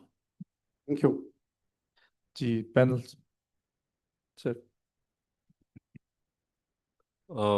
Let me first address very briefly, because I think Ambassador Farhat Aisha can speak more to the civilizational connectivity part and steps taken so far to convince or to attract SCO from SCO member states, tourists or visitors coming to Pakistan to witness and also to visit a number of sites that we have in Buddhist heritage. I can speak to what we have tried to do in a more narrow sense between Pakistan and China, and trying to have as many visitors or tourists to come and see Taxila and other places. It's a work in progress. Chinese tourists come. Of course, the numbers are obvious. The numbers have decreased. And the reasons are obvious, the way they see the security situation.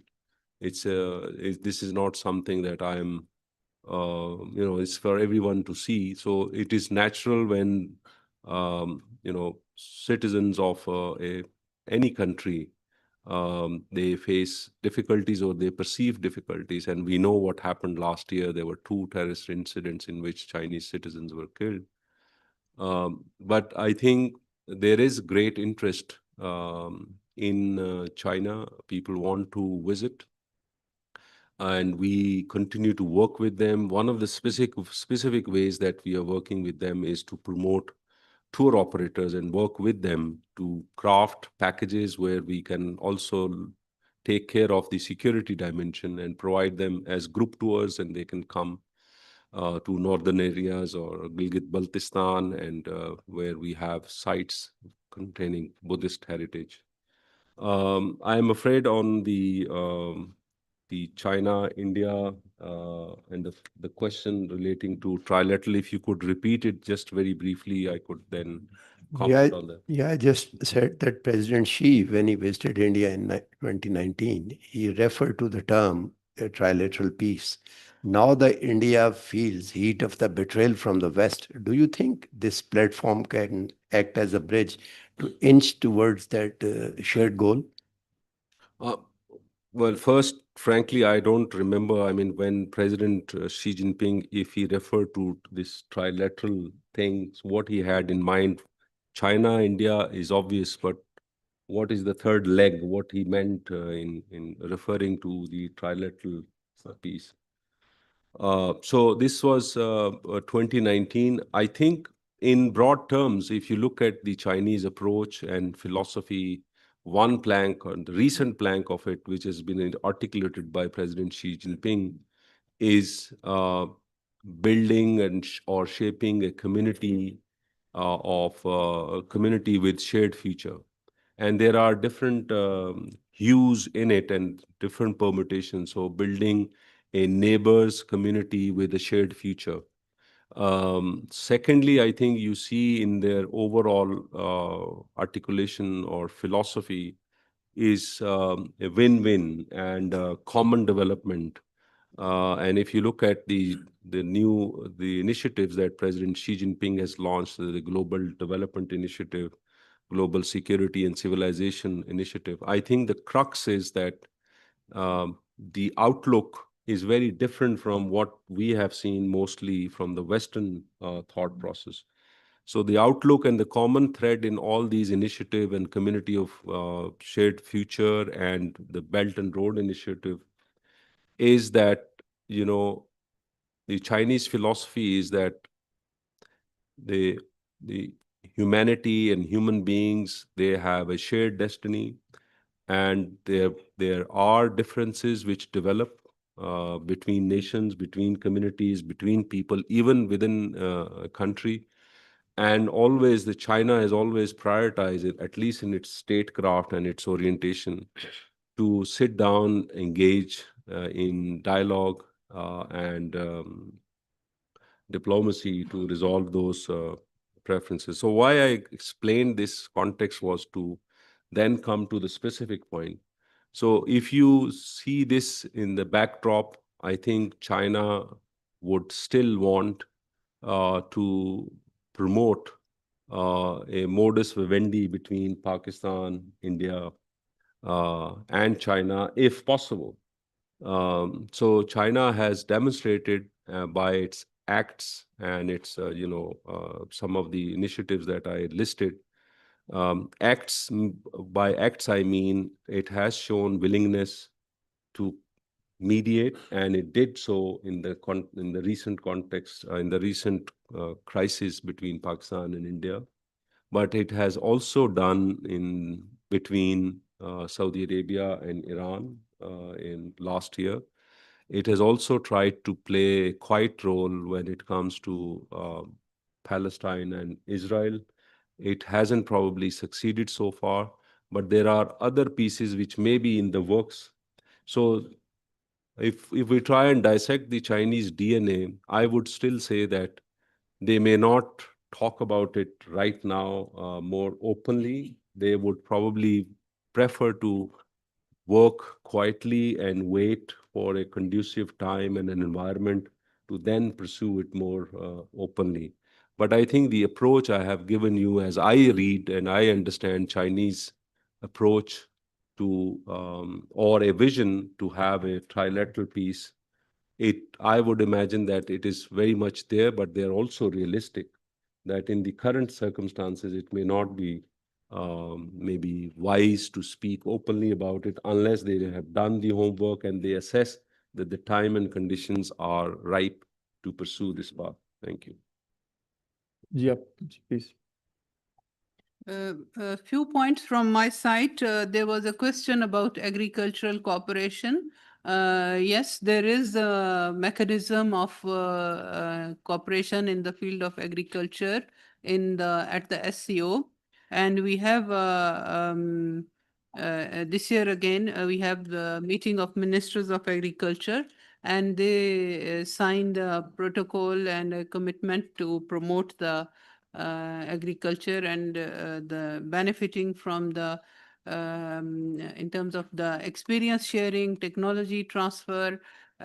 Such elements are mentioned in that agreement. And I think in the later part of this year, again, there is going to be some agriculture-related event in China, and we will be joining it in order to share or to learn from their experiences. I don't have very many details about it, so this is what briefly I can tell you. I can tell you that yes, there is a mechanism of cooperation in the field of agriculture.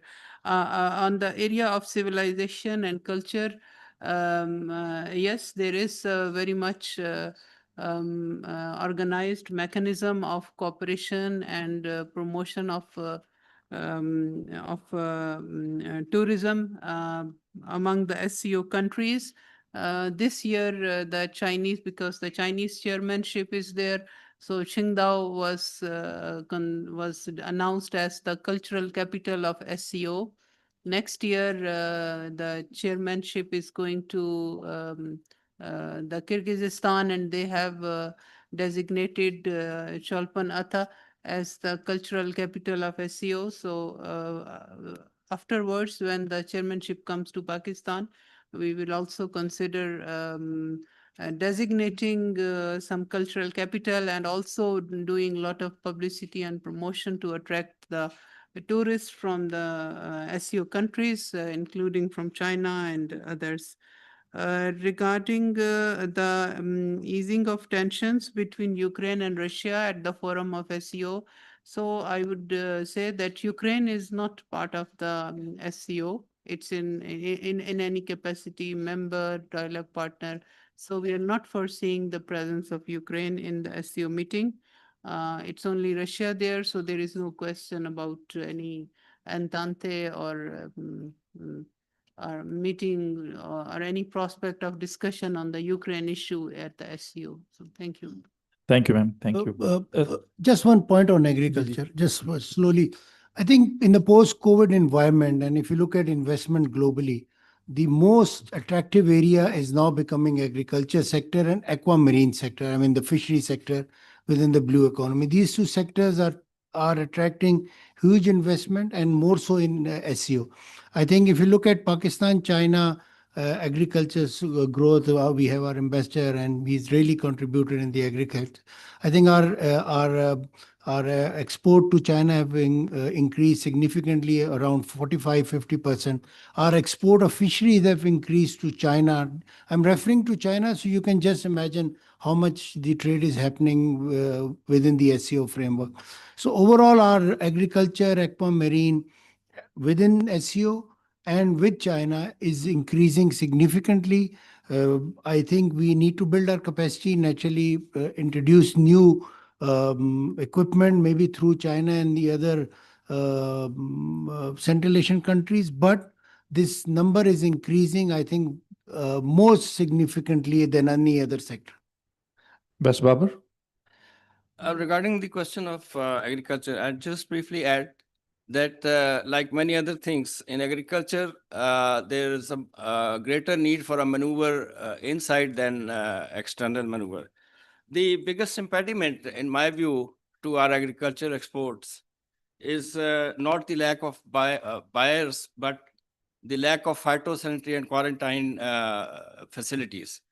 And because of this, most of our commodities cannot find way to the countries where such restrictions are there, where we need to build capacity in our Department of Plant Protection. And also, not only capacity, also the attitude. I have had many experiences with them, and I would not like to narrate them here, but still, I believe there's a lot of improvement needed in plant protection department. So as long as we don't improve our facilities as well, because many testing and treatment plants are actually non-existent in Pakistan. So if we don't have those facilities to treat our agriculture exports before they are sent to countries where there are such restrictions, we cannot export anything, even though we have bumper crops or whatever good quality of food we have. Thank you, Ambassador. Last set of questions, sir. Briefly, sir. I'm Dr. Hamid. My background is from Ministry of Science and Technology. There was just mentioned that 4 of the powers of SCO members are nuclear powers, of course. And recently we had a very close fight, trouble with India. And when there was, everybody was saying there was chance of being used nuclear bomb or atom bomb or these sort of things. And an external power, outside SCO, they are claiming that they have stopped this mechanism. I wonder if there is any mechanism proposed or can be proposed within this organization for halting or controlling or removing such apprehensions of nuclear misuse between the members. Thank you very much. Ji, Thank you. My name is Sara Zaman. I'm a journalist, and my question is for Ambassador Hashmi. Sir, you said that China helped mediate between India and Pakistan in the recent conflict. We know that the US president made a huge vocal deal about his role. Can you elaborate a little bit on the role that China played? And do you believe that China can be an effective mediator given the deep military ties that Pakistan has that helped it gain advantage in this conflict and the friction that exists between China and India? So can China be a neutral, an effective mediator, and the role that it played in this recent conflict? Thank you. Nabila. My name is Nabila, and I'm working as a research analyst and heading China program at the Institute of Regional Studies. My question is a little bit technical. Is there any effective mechanism to assess the performance of organization on its core objectives? And the core objectives were to eradicate the three evils: extremism, separatism, and terrorism. And we know that our region, the entire region, is facing this mutual problem of terrorism and extremism. So what kind of steps have been taken to take corrective measures, or what kind of mechanisms, financial mechanisms or capacity mechanisms are need to be built within the member countries to integrate resources against this three evil? Thank you. Thank you. जी आप भी पूछ लीजिए question. The lady, yes, please. I am Fatma from Hoshan News. I would like to know about China's response to recent Pakistan-US mineral deals. Since China has also stakes in Balochistan now, US is going to have stakes in Balochistan. In terms of security, how China is going to respond from this platform or individually as a state? Thank you. Thank you. Dipal.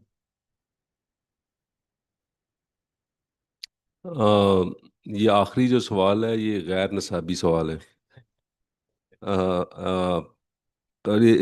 I would have commented on it, but since we are talking about SCO and stuff, I think just one brief comment on whether China played a mediatory role between Pakistan and India. It is obvious. And if some think that China did not play a role, that is, I think, I would put it in the freedom of expression, or, it is their choice. But I stand by, I think that China did play a role, and a very constructive role. To the supplementary question on whether China would be or is perceived as a credible mediator given Pakistan-China ties or nature of ties, I would just say that, this is again a perception, a question relating to perception. As they say, beauty lies in the eyes of the beholder. So, but I think China both has the willingness and an orientation and also the wherewithal to play a very constructive role wherever crises can take place or have taken place. Of course, China is mindful, and China's DNA, as far as I can see, is that its foreign policy is very strictly based on, non-interference in the internal affairs of states. So I would leave it to your imagination. If China played a mediatory role, so what happened and who approached who? And but I think it is obvious and it is very well known that I think China did play a role, and the crisis was, what mattered was the crisis was diffused. Thank you. A few points regarding my area of work. There was one question about nuclear control. So, possibility of controlling any nuclear confrontation. So, Dr. Saab, at the level of SCO, there is no such body related to or work. There is no such mechanism working on the nuclear and arms control area. However, there are certain political declarations and commitments, and even during the upcoming last year in Astana Declaration and the upcoming Tianjin Declaration, there will be pronouncements about commitments or reiteration of the commitments that we countries have expressed or articulated at UN and other fora, assuring that there will be no escalation or in the nuclear war. So this is about the nuclear issue. Then there was a question about evaluation of the cooperation in the area of security and against the three evils. So in the SCO, there is a permanent body that is called SCO, SCO RATS, Regional Anti-Terrorism Structure. So there is an internal mechanism which constantly evaluates and examines its own work, where the member states come together to share information, experience, some limited exercises based on the interested parties. Here, the cooperation is limited because it's limited to among the interested parties. But there are internal, I would say, institutional mechanisms that evaluate our own work internally. So this is about it. If I missed any question, you can remind. Thank you. Thank you, ma'am. Thank you very much. Since we are pressed on time, Ji, sir, up. I'd just like to add regarding dispute resolution and nuclear exchanges and conflict arising between the members. Although there is at present no such institutional mechanism within SCO, but I strongly feel that SCO should, it's about time, make a soft mechanism where, closed door behind the curtains, some mediatory role could be played by countries which have the confidence of the conflicting parties. At the same time, while there's no mechanism, but I'd like to draw attention towards the SCO Charter, as well as the Treaty of Friendship and long-term good neighborliness relations between the SCO member countries. So these and other SCO legal regime provide a basis which could be worked into making a mechanism where SCO countries can come together and resolve their disputes. Thank you. Thank you, sir. Thank you very much. I would now like to request Ambassador Sohail Mahmood for his concluding thoughts. Thank you, Dr. Talat. I know the hour is late and this is Friday, so we are perilously close to the Jummah prayers also. So I'll be very brief.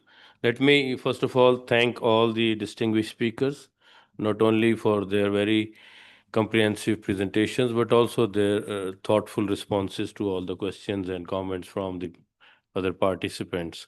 I'm sure you will agree that we have had very rich discussions on the myriad dimensions of the Shanghai Cooperation Organization, covering its organizational evolution, its global salience, its successes so far, its continuing challenges, and obviously its future prospects.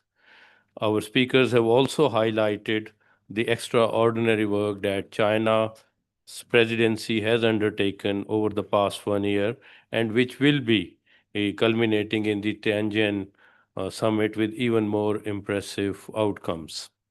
Our speakers have also highlighted, you would have noted, Pakistan's core interests vis-a-vis SCO, Pakistan's own contributions to SCO's agenda, and Pakistan's upcoming presidency in 2027. And obviously in Tianjin also, Pakistan would be represented at the highest level and will make its optimal contribution. The most important thing is that this summit is taking place at a very important juncture globally, when the global environment is marked both by turbulence and transformation. And the world is reaching some very key landmarks also, principally the 80 years after the end of the Second World War and the 80th anniversary of the establishment of the United Nations. So this is naturally a very exciting backdrop for the Tianjin summit, and not unexpectedly, this has animated the discussion that we have had today here at this platform also. So let me once again thank everybody for their very insightful presentations, their thoughts, and especially our distinguished speakers, both online and in person, and all the guests who have spoken here. Thank you once again. Thank you very much, sir. Ladies and gentlemen, with this, we come to the end of this brief event. I would like to please. खत्म करने दें मुझे, खत्म करने दें. I would like to thank the guest of honor, Ambassador Khalil Hashmi, and keynote speaker, Ambassador Farid Aisha, the panelist, Dr. Ma Zheng from China, who are online, Dr. Hassan Daud Bhatt, Ambassador Babar Amin, and all of you for being here. Before the refreshment, we just like to request all the panelists to have a group photo, please. कितनी जल्दी